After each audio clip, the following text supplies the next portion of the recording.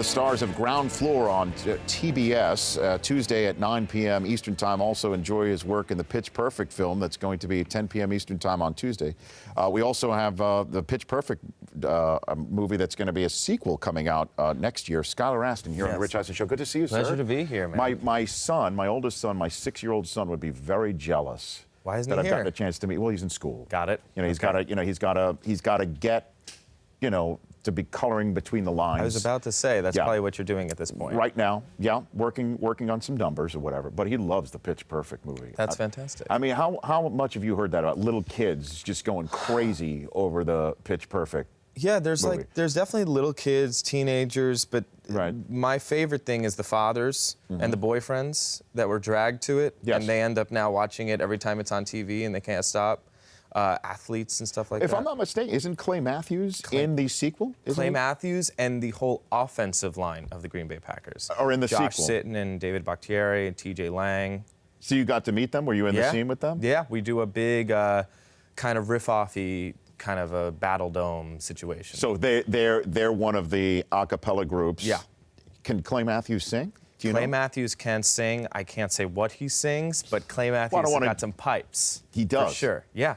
He's got a nice little, sweet falsetto, too. He kind of, I won't sing the song, but he kind of flips it up like, whoo! Like little Michael Jackson moment. With no sweetening. This is all natural? This is, I mean, they recorded it in the booth, but maybe a little manipulation, but I heard the playback, and it was pretty strong. Is this something that maybe the Buccaneers could use against him this upcoming week in the National Football League? Skylar Astin. I think Green Bay Packers have a better record, so I think that they can slam it down to Tampa Bay's. Spoken like a true Jet fan, Skylar Astin of Ground Floor, 10 p.m. Eastern Time on Tuesday nights on TBS, joining us here on the Rich Eisen Show. You're Rockland County born and raised? Is that where you're from? Yes, so I'm a fan of all the worst teams. So let me run through it then. Jets? Yes. Knicks? Yes. Oh, my gosh. Oof. Right. Just went to a game. Mets? Yeah. Oh, gosh. I know. I don't even have. Where are you getting your championships from, Skylar? Where are you getting them the history books. Before my time. I was born in '87, so I missed the Mets by a year. Almost got it in 2000. And then the Rangers, that was exciting, '94. Okay, so you're a Rangers fan. Yes. So the Mark Messier '94 season. Adam Graves, Brian Leach, Jeff Bukaboom, if you will. Jeff Bukaboom. I did a SportsCenter commercial with Jeff Bukaboom. Of course you did. Back in the day. This is SportsCenter. He's a very, very big man. Jeff Bukaboom. I imagine. Yeah. Bukaboom. Yes, he put the boom in Bukaboom. So you got your '94 Roaches. We're killing it. It's so Jets to win the first ever 16-11 game in the history of the National Football League. We're making history in all the wrong places.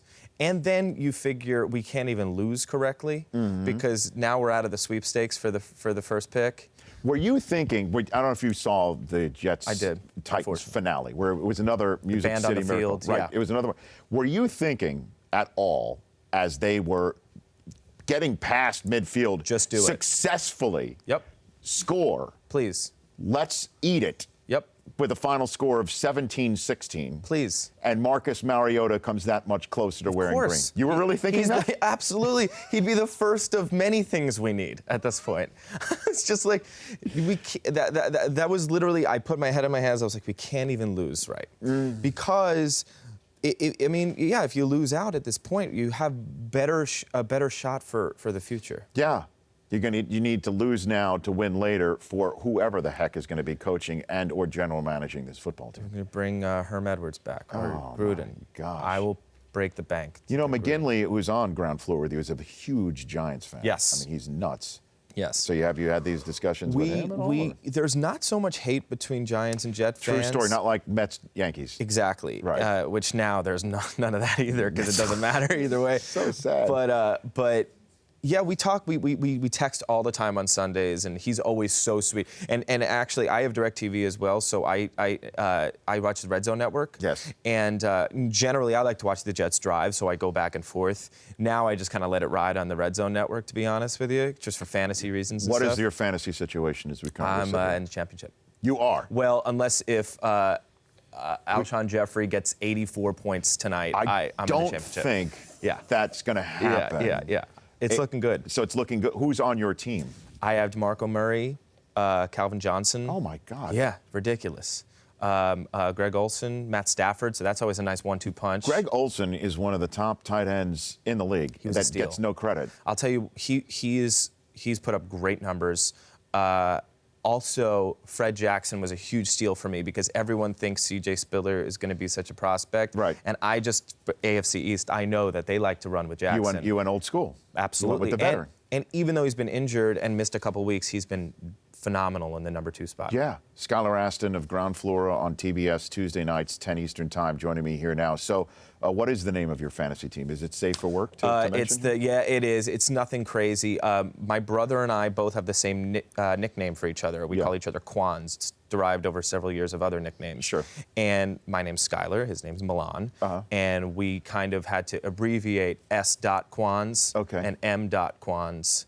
So my team's just the S dots. The S dots. Yeah, I know. It's not like that sexy. You'll like one of my fantasy team names is Co-Tidy Bad. Okay. Because you're not fully bad unless you're co-tidy bad. That's fantastic. That's the slogan. So you win again. Well, I mean, I won the league 2 years ago. I finished second. I finished second last year, and I'm battling for third place right now. This is my first deep playoff run in fantasy. It's crazy. I was undefeated for the first 9 weeks. Isn't it crazy how unbalanced you are when it comes to fantasy? It's the weirdest. It shouldn't matter that much, right? It's also weird watching when you're watching for the weirdest things. You're like, oh man, I hope they drive down the field, but not too far so they could kick a long field goal. You know what I mean? You start rooting for the weirdest things. And my girlfriend's like, I don't understand. Do we want the blue team or the white team? I was like, we want some of the white team.